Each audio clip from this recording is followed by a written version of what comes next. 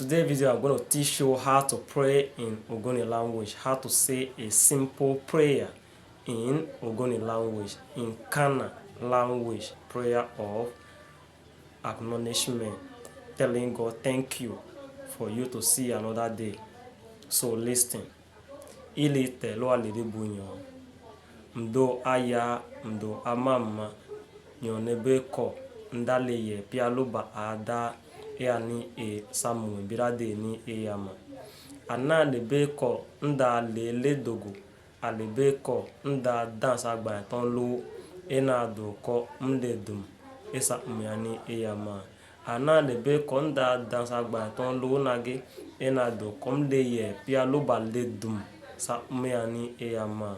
Mkoka lelela ale ne obe nyo nebe ko neme dum sa umya birade ni eluama enama bala bari do sonya atwani ama bari be me belo sawa ye kom kinya yi nyo poro de elebanum do wani bari za mesi saw za me de dume wa ye kom kinya sapi wa ye kom kinya dak elebanu pia babe no esa me kumalo yani ama bari mgbe sinjibe malo be Jesus Christ lo alona ni epo ele bakemba yira ele banyo ota ba yira samekwe be sako som atwani ama me poronu asida melo msumi Jesus sasupine nyona de baria de bebunyo elelone elelone abolo enam kwenyo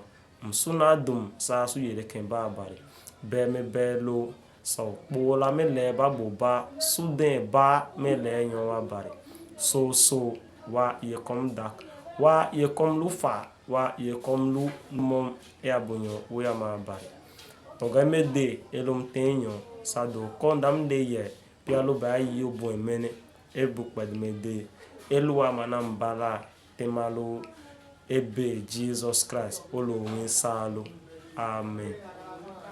So this is just how to say a simple prayer in the Ogoni language. If you really want to learn more about this prayer and how to do other things in Ogoni, drop it in the comment section. I am Peter Winganali. Thank you very much.